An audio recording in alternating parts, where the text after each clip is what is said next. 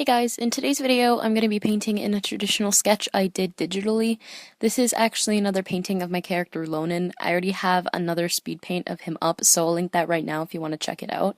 I didn't plan on doing another one of him so soon, but I sketched a random face in my sketchbook a couple days ago and thought it looked a lot like him, so I decided to paint it in. This is actually my favorite thing I've ever done digitally, and in my opinion is the best thing I've done digitally. This video is a little different to my other speed paints because I'm actually doing the painterly style rather than just plain flat color under a traditional portrait. This video is sort of out of order since I have two others with the painterly style I need to upload, but I got so excited with the final product I had to share. So this is maybe my fifth digital painterly portrait I've done, and by now I've got my process pretty much nailed down and thought I'd share it in this video. For these portraits, the first thing I do is start out with the sketch. Either I do this in a sketchbook and take a photo of it like I did for this portrait, or I use the brush basic_tip_default in the painting system Krita, which this painting was done in. Lately I've liked using pencil_texture since it looks a lot like actual graphite, and that's what I used to fix up the sketch in this video. I don't bother scanning in a traditional sketch and instead take a photo of it because the resolution doesn't actually matter since I paint directly over it on a high-res canvas. The canvas I always use is 8x10 inches at 600 dpi just in case I want to print these out. I like to take a long time fixing up the sketch because since I'm not the greatest at actually drawing, making sure it looks good before I start painting in saves me a lot of hassle. After the sketch looks good, I go in with flat color underneath the sketch layer. For flat color, I also use the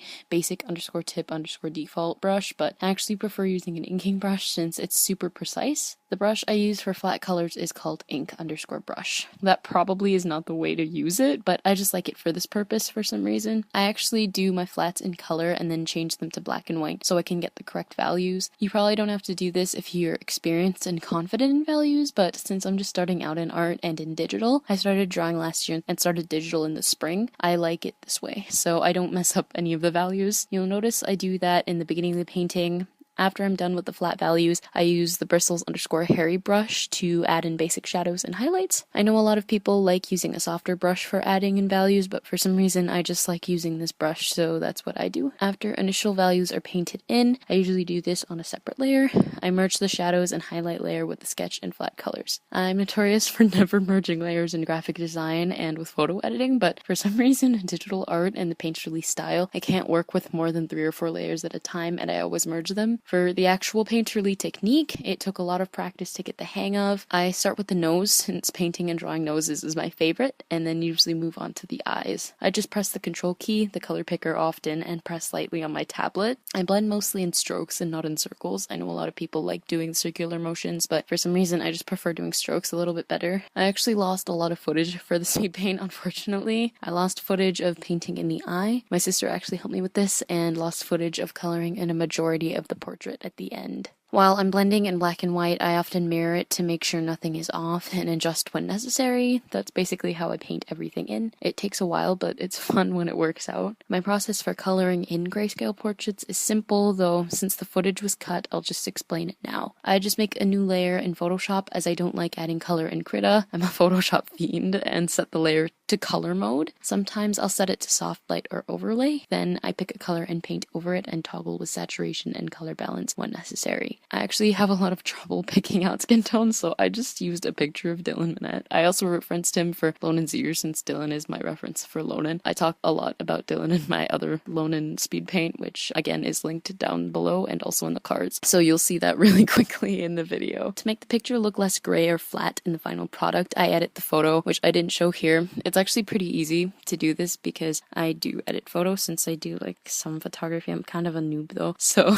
I like doing a lot of photo editing, so that's not really a problem for me. For some portraits, I have to mess around with the curves and selective color, but I didn't have that issue this time around. I actually don't mind when I have to fix up the colors a little bit because I love photo editing, like I mentioned. I also decided to put a circle in the background, which you'll see at the end of this video. I didn't actually film doing this because I wasn't sure if I was going to keep it in, but I actually really liked it. It's like a signature my sister does often in her art, which will all be linked down below, by the way. So to do that, I went to the select by color in Photoshop and chose the green background. I used the circle tool to make it and inverted the selection to delete it from his face. Then I cleaned up around the painting and that was it. So that's basically all I have to say about my process. It's just how I personally like to do digital art, so if it doesn't work for you, that's okay. It's just kind of what I figured out how to do. Some artists that helped me out in learning how to do this were Jenna Drawing and Sarah Tepes, which you probably already know on YouTube, but if you don't, all of their links will be in the description box since they're awesome artists. Sarah does a lot of stuff in Krita and does a lot of the value paintings like what I do. I just find that they're a lot easier to work with when starting out in Krita. I still don't really know much color theory.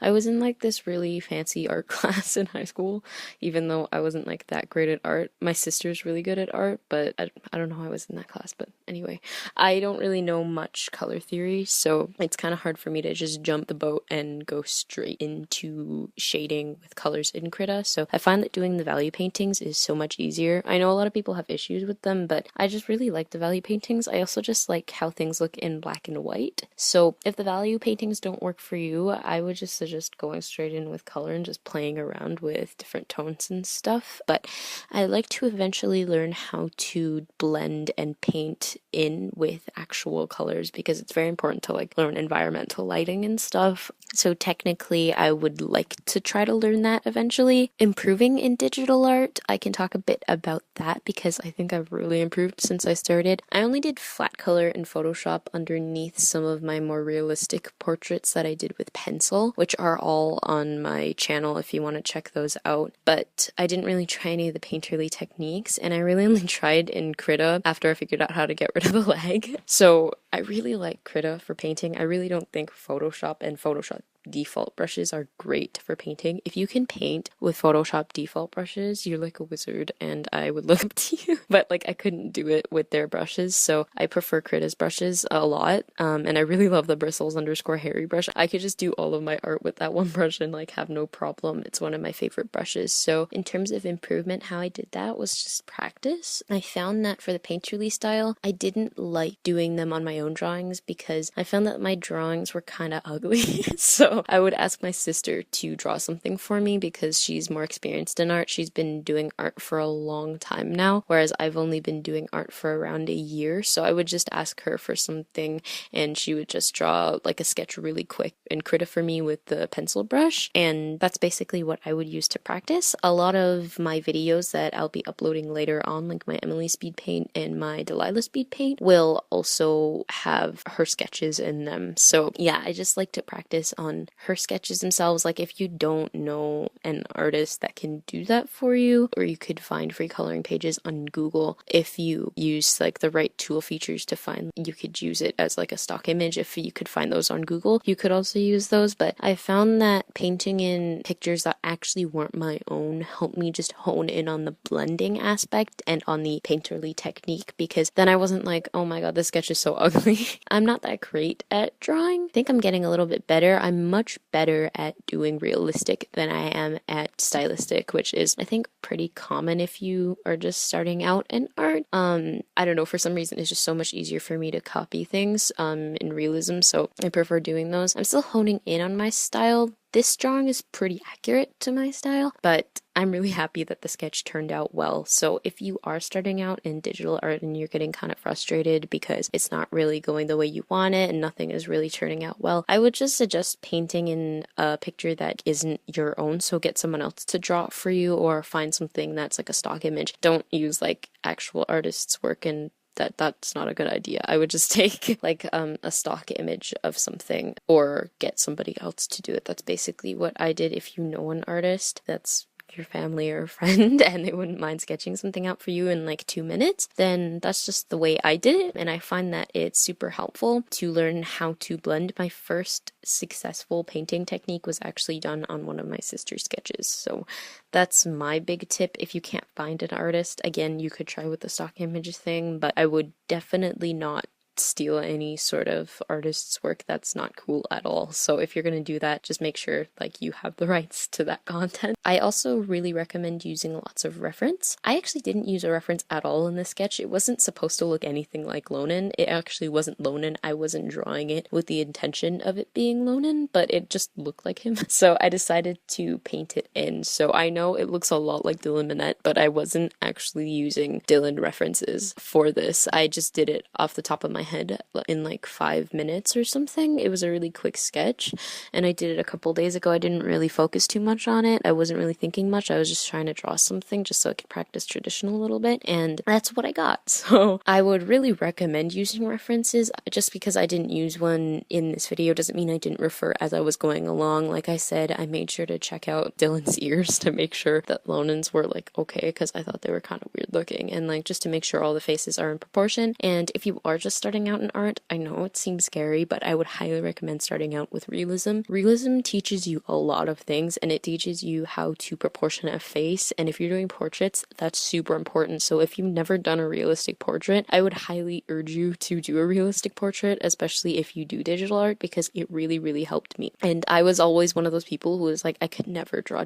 realistically, that was never gonna happen, I can't shade like that, blah blah blah. And then I actually tried it one day and stopped with the attitude, and it actually helped. So sometimes just having a little bit more of a positive attitude and thinking that you can do something can be helpful, and that's what I found worked really well for me. I love doing realistic portraits, they're so fun, and I can actually do them a lot better than my style. So my newest endeavor is practicing my style, since I kind of know how to proportion a face a little bit more than I did before. And those are basically all of my tips for improving in art. Again, practice is just so important. This one took me around, I think, 2 hours to complete because I was doing a lot of fixing up of the sketch. But if you even just do like 1 hour of digital art a day, it can be super helpful. If you just like blend something, like you figure out how to like blend a circle or something in your painting software, that can be helpful too. And play around with different brushes. I know a lot of people don't suggest using an ink brush for flat colors, or at least I haven't seen anybody use the ink brush for flat colors, but that's what I found worked really well for me, so that's what I used. But I hope you guys enjoyed this video. I know I talked a lot in it, but I really do like how the final product turned out, and I think it's super cute. If you'd like to check out my other video, that will be linked at the end of the video and also in the description box. So yeah, I hope you guys enjoyed this video, and I hope you like it as much as I do, because I really liked the final product, and I'm probably gonna get it printed out on a poster because it's like my favorite art piece ever now. But yeah, that's it for this. I hope to see you guys on my other videos, and if you'd like to check all of my links out, they will be in the description box. My writing blog and all my other art is up there, so you can just surf my Tumblr.